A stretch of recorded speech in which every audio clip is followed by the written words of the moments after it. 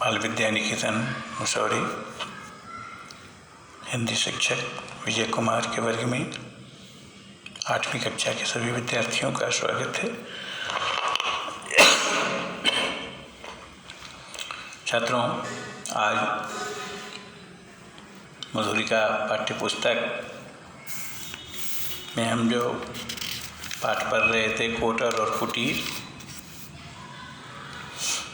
तो उसी का शेषांश आज हम लोग देखेंगे।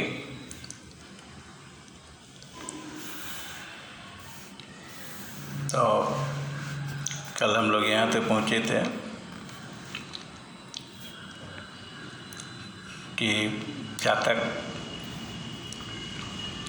पुत्र जवाब नहीं दे पाता, तो पिता पूछता है कि अच्छा ही बताओ, आखिर तुम जल कहाँ से ग्रहण करोगे? तो कोई जवाब नहीं देता। बोला, चुप कैसे हो गए? बताओ, तुम जल कहाँ से ग्रहण करोगे? यहीं तक कल हम लोग पहुँचे थे। अब आगे क्या होता है पर नज़र डालते हैं।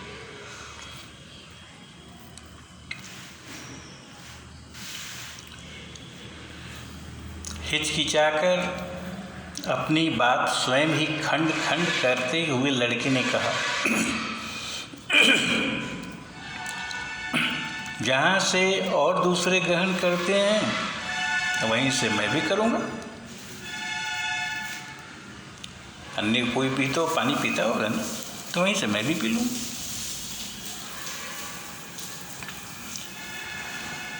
पिता ने कहा, पड़ोस में वह पोखरी है, तालाब को पोखरी, तो अनेक पशु पक्षी और आदमी भी वहाँ जल पीते हैं। तुम वहाँ जल पी सकोगे? बोलो, है हिम्मत? वो जो पोखरी का जल है, इसमें पशु पक्षी जल पीते हैं, तो क्या तुम में इतनी हिम्मत है वो जल का पान करोगे?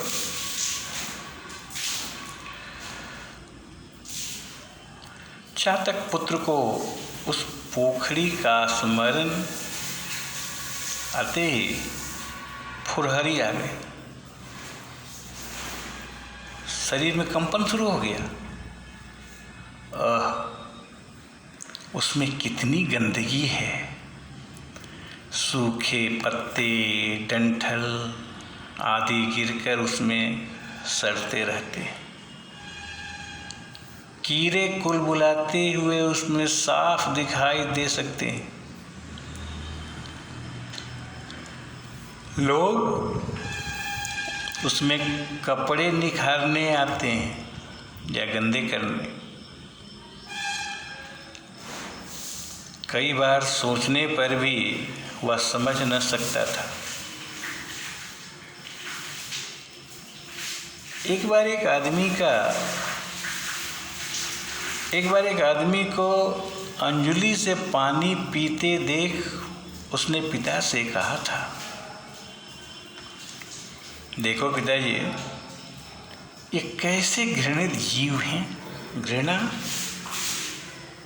का विशेषण है घृणित। तो वही चातक पुत्र कह रहा है कि पिताजी, ये कैसे घृणित जीव हैं। अवश्य ही उसने अपने व्रत का जिक्र उस समय नहीं किया था, परंतु उसके मन में उसी का गर्व छलक उठा था। अब इस समय वह पिता से कैसे कहे कि मैं उस पोखरी का पानी पीऊँगा, क्योंकि इसके पहले वह खुद स्वीकार कर चुका है कि ये कितने गंदे लोग हैं, घृणित लोग हैं, जल पी रहे, पोखरी का जल, ये भी कोई पीने योग्य है। अब इस समय वह पिता से कैसे कहे कि मैं भी उस पोखरी का जल पीऊँगा। चातक बोला, बेटा अभी तुम ना समझ हो। चाहे जहाँ से पानी ग्रहण करना इस समय तुम आसान समझ रहे हो, परंतु जब इसके लिए बाहर निकलोगे तब तुम्हें मालूम पड़ेगा। अब हमारी प्यास के साथ करोड़ों की प्यास जुड़ी हुई है और तृप्ति के साथ करोड़ों की तृप्ति जुड़ी हुई है। तुझसे अकेले तृप्त होते कैसे बनेगा? अपने अंतःकरण में झांक कर देखो, अंतरात्मा से पूछो, तुझसे अकेले तृप्त होते बनेगा? चातक पुत्र इस समय अपने हठ को पुष्ट करने वाली कोई युक्ति सोच रहा था। युक्ति माने उपाय। देखो, युक्ति और उक्ति युग्म शब्द है।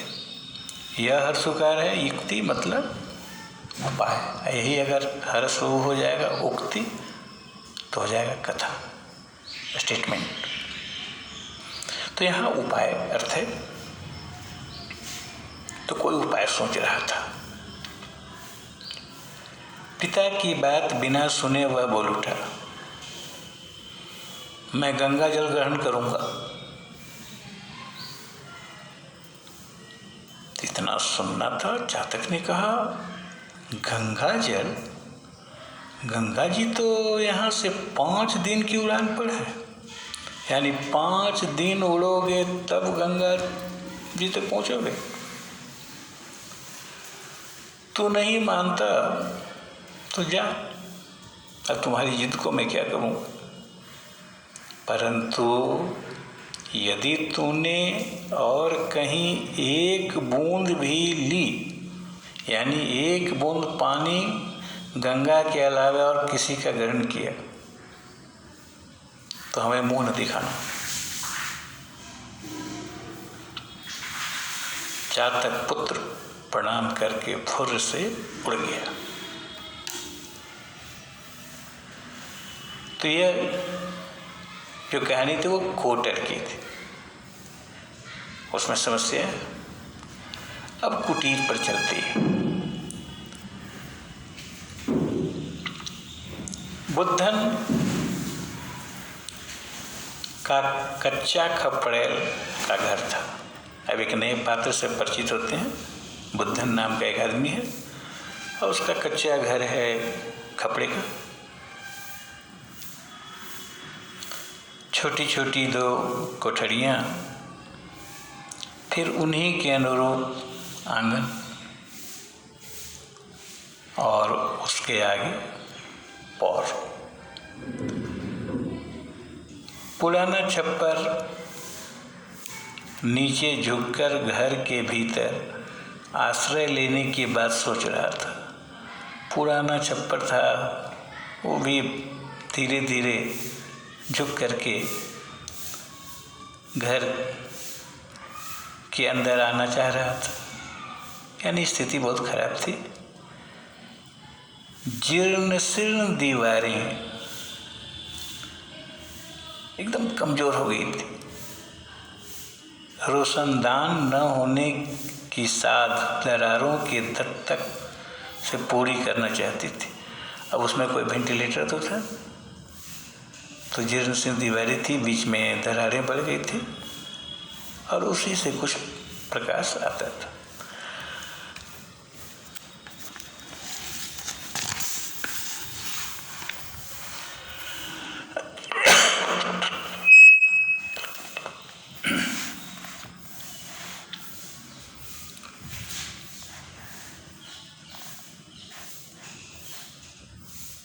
उस घर में और कुछ हो या न हो,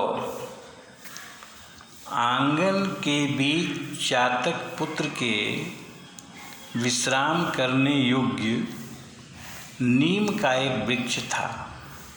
अब इस तस्वीर में देख सकते, ये नीम का पेड़ है, उसका घर है। तो चातक पुत्र को विश्राम करने के लिए एक आश्रय में नीम का पेड़।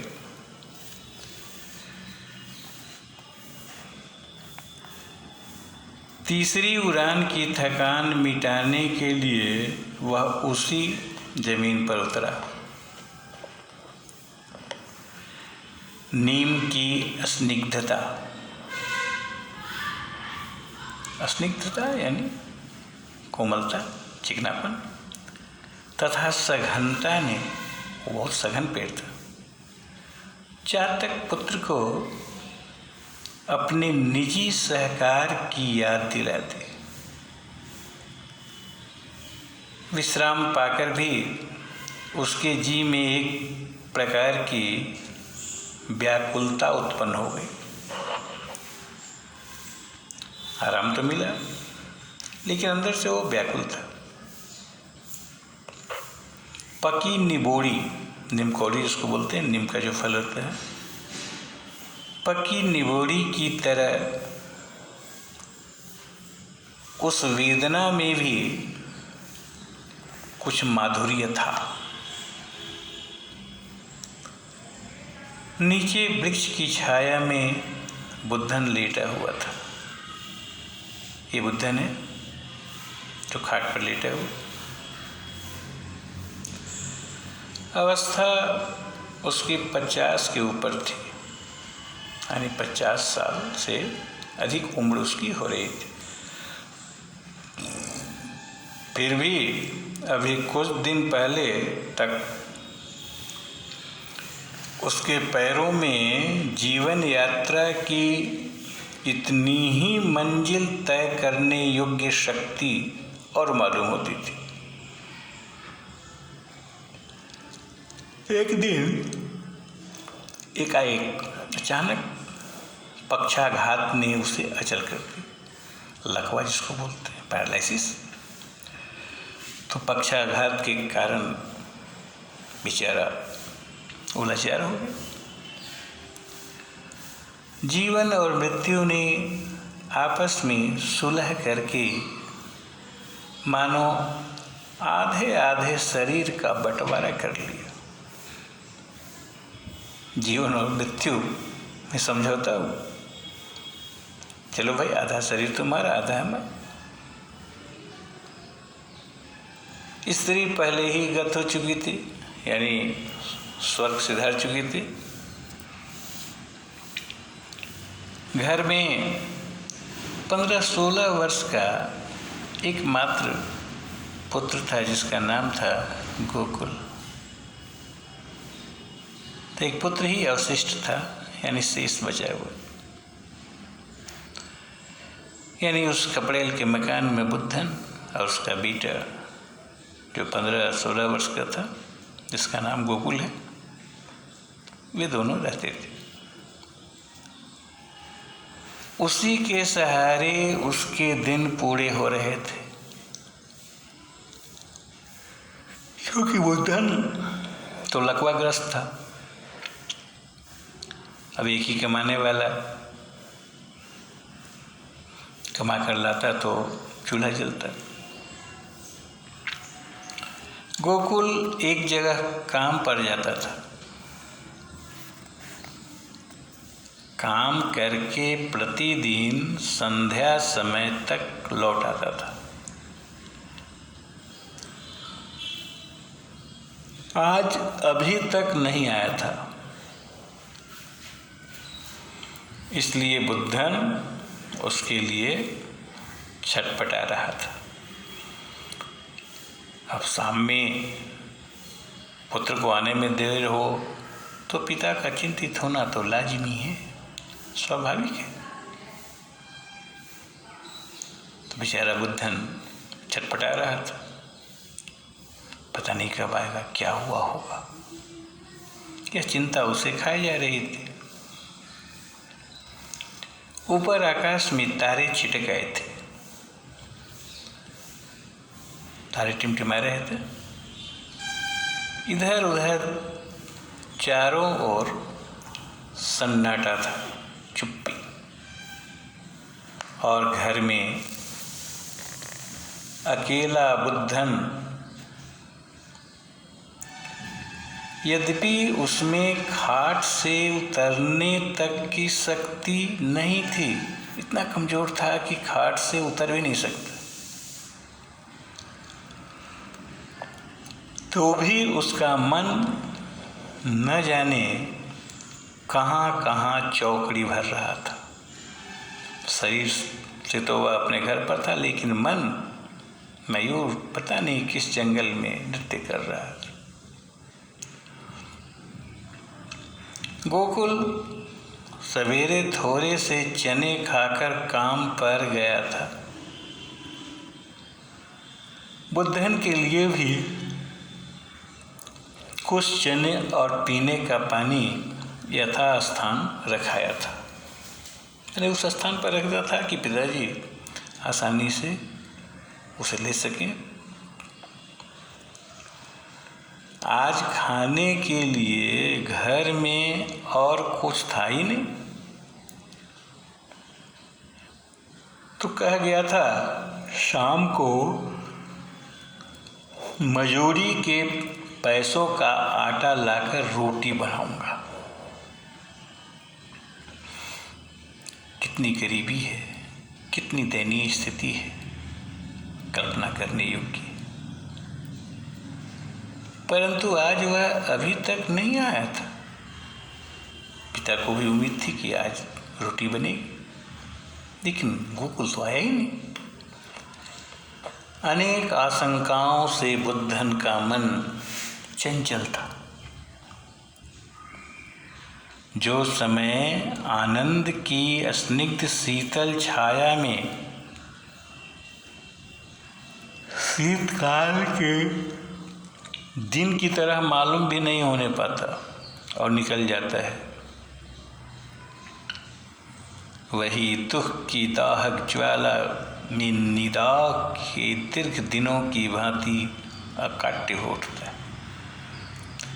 खुशी के पल कितनी तेजी से बीत जाते हैं और दुख का एक एक पल महीनों वर्षों जैसा लगता है।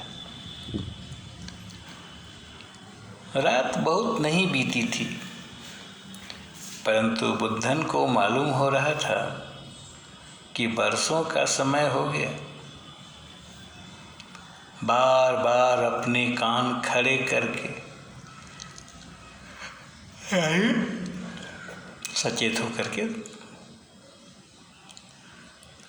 उस सन्नाटे में वह गोकुल के पद शब्द यानी पैरों की आहट सुनने की कोशिश कर रहा था, प्रयास कर रहा था।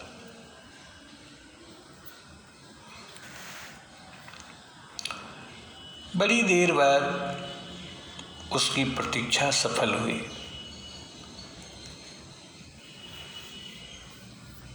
किवाड़ खुलने की आवाज सुनकर वह चौंका। चौंकना तो स्वाभाविक था ना। अब हम किसी का इंतजार करते हैं और थोड़ी सी भी आहट होती है तो लगता है वो आ गए। अब इंतजार की घड़ियां बहुत लंबी होती हैं, तो बड़ी देर बाद प्रतीक्षा सफल हुई। प्रतीक्षा स्त्रीलिंग है, इंतजार पुल्लिंग है। किवाड़ खुलने की आवाज सुनकर वह चौंका। वास्तव में यह गोकुल ही था। उसने कहा, कौन? गोकुल बेटा, आज बड़ी देर लगाई।